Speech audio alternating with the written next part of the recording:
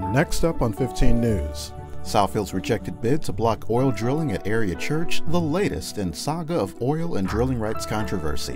Pokemon Go sensation makes Southfield more walkable for residents. We'll have all of this and much more on this weekly edition of 15 News. The topic of oil drilling and mineral rights has been a controversial one in Southfield. The debate initially revolved around Jordan Development Oil Company's 2015 Michigan DEQ permit application to drill for oil at the Word of Faith Church.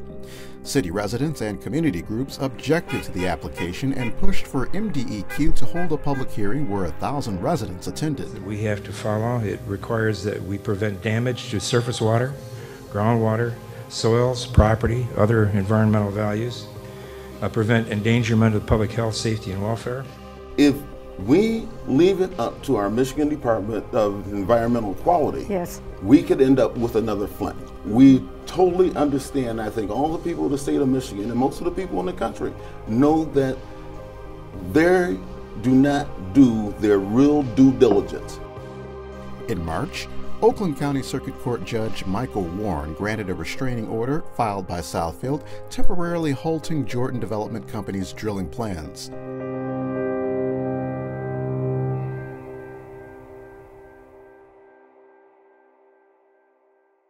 A judge recently rejected Southfield's bid to stop oil and gas drilling on land owned by a church. Judge Michael Warren of the Oakland County Circuit Court sided with Word of Faith International Christian Center and Jordan Development Company. Warren's ruling says that the state and not the city of Southfield has the authority to regulate oil and gas development and that the city's zoning ordinance limiting drilling cannot take precedence over the statewide system of regulation. Southfield officials, while disappointed with the ruling, plan to appeal. We were extremely disappointed to learn of Judge Michael Warren's ruling. Drilling is an industrial activity and it does not belong in a residential area. And we also believe in home rule, and our whole case was not based on whether the state has the right to issue drilling permits, but rather does the city, and we believe it does, and there is case law to support this, have the right to zone and determine what is permitted or goes into each zoning category. Certainly, we don't believe, again, that drilling belongs in a residential neighborhood. On Monday night, I went to the council and recommended that they file an appeal, and the council voted unanimously to appeal Judge Warren's ruling. According to Mayor Siver, the ruling represents a continuation of long-standing compatibility and environmental concerns by residents. To stay updated on this breaking story, visit cityofsouthfield.com. You've probably seen them walking the streets, parks, and area green spaces. With phones or tablets held aloft, numerous computer users and gamers engage in unpredictable roaming through their Pokemon Go player. The Reality app created by Nintendo has taken the country by storm as millions of users hunt for Pokemon while their on-screen character mirrors real-world movements on a virtual map. As they play, users search for cartoon creatures, meet other players in public parks, and gather Pokeballs at various local landmarks.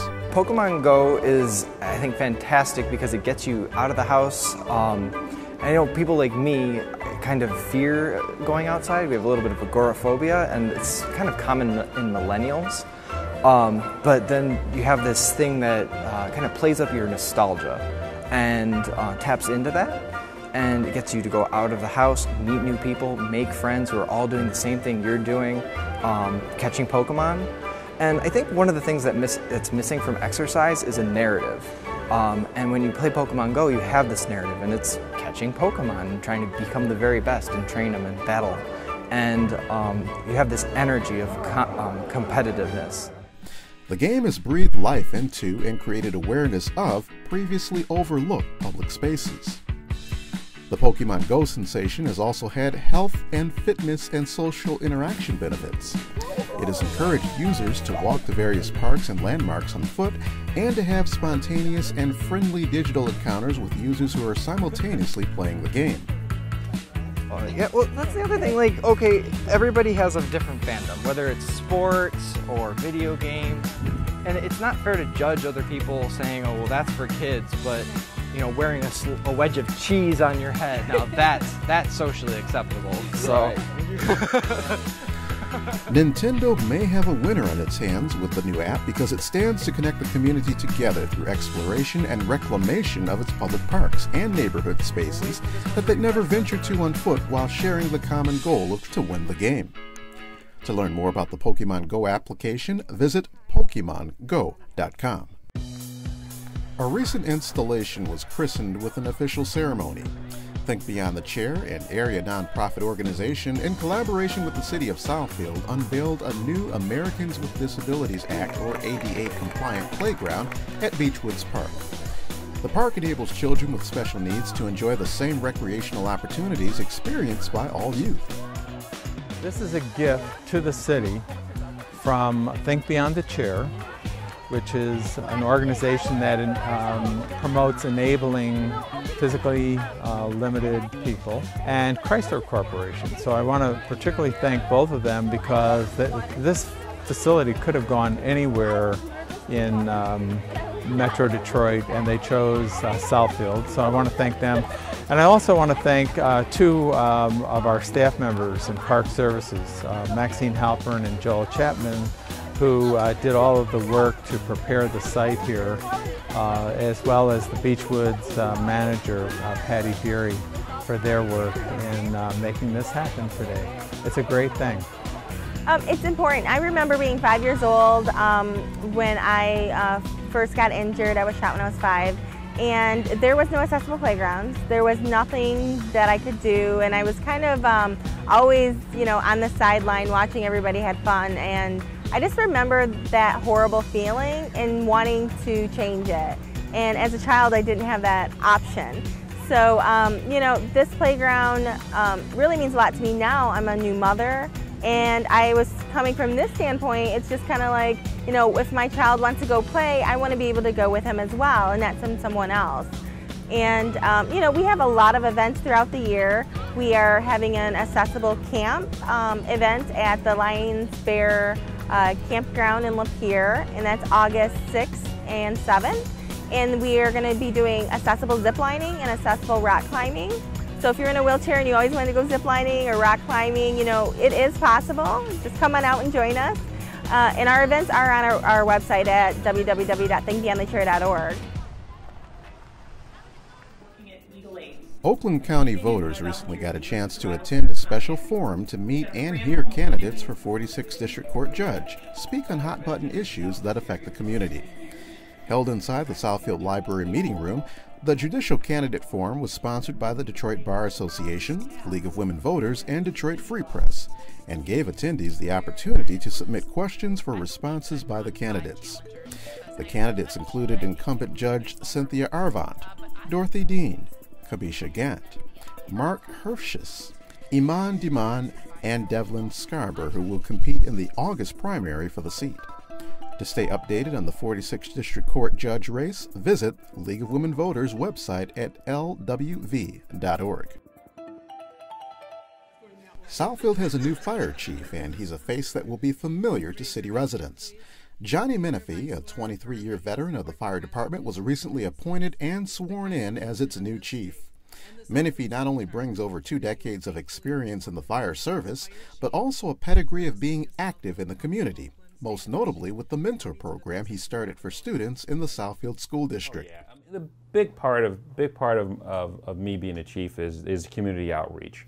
We've already started an official Facebook page, and we tweet and do Instagram of the things that we do and the training that we do. So look the Southfield Fire Department's up on Facebook. But our open house, we used to do a whole big event with the open house, and I'm looking to bring that back. I'm looking to, you know, do more education in the schools, teach all of our junior high and high school kids CPR there. But I'm also starting, the late Chief Rowley gave me the permission back in 2012 to start a mentoring program. So I'm actually going to go into the high schools and look for individuals that want to get into the fire service and actually teach them. I think the biggest thing right now is to give them, let them know about it. Let them know about it, educate them, and then give them the opportunity. Menifee will be looking to continue Southfield's excellent emergency response times and high-quality service through technological upgrades and leadership training for staff members. Menifee oversees a department of nearly 90 staff members and inherits one of the busiest fire departments in Oakland County, as it responds to 36 calls daily and over 13,000 calls annually. To learn more about the Southfield Fire Department, visit cityofsouthfield.com. The issue of gun violence has dominated recent media headlines, and an area organization decided to make a positive and proactive statement about it. The Dr. Martin Luther King Jr. Task Force, Inc., in collaboration with the City of Southfield, held a Candlelight Vigil in remembrance of police officers and various others who have been the victims of senseless gun violence. For more on the story, we throw it to 15 News reporter Jim Hall. People from all over the Metro Detroit area gathered today to take a stand and demand peace during this very violent time in America. This Southfield Candlelight Vigil took place on Sunday, July 24th on the Evergreen front lawn, where those who were in attendance could join their hearts and hands together to pray for peace. The community wanted to be able to express their feelings about all the gun violence that's going on in our country, and also, just as important, they wanted the Southfield police to know that we honor our police and we're very proud of them. So tonight is also a tribute to our police department. There's a lot of blame, going back and forth across the country, but what this shows is that in the city of Southfield, we're not in the blame game. It's not about who's right and who's wrong. It's about celebrating this tradition of community policing that we established over the last 2.5 decades. So I'm very, very proud, Jim, of my officers. I'm very, very proud of the members of this community. I'm thankful to the elected officials for allowing us, for giving us the tools and the resources to be able to be able to connect with our people in the city of Southfield. Various Southfield dignitaries and religious leaders came out to speak about the senseless violence that has been spreading all over the nation and why it is so important to love, understand, and find peace amongst each other and during these troubling times. I think that the community needs an event like this Candlelight Vigil to come together as one. I'm sure everybody in this community is feeling the hurt and pain that's been going on around the country. And so it's just an opportunity for all Southfielders to come together as one, share those experiences with one another, salute our police department that we truly adore in this community, and be together in the racial harmony that is Southfield. We don't really see racial tensions here because we work so hard purposefully to maintain a racially diverse community. The main theme was peace, and many attendees found comfort in the remarks given by the guest speakers throughout the evening. That there is a lot of support here. Like I said earlier, we support our first responders, basically. And this shows that the MLK Task Force, the city, and the residents appreciate their efforts. As the sun went down, the candlelights for peace went up, in hopes for a brighter future that is filled with peace and understanding. I'm Jim Hall for 15 News.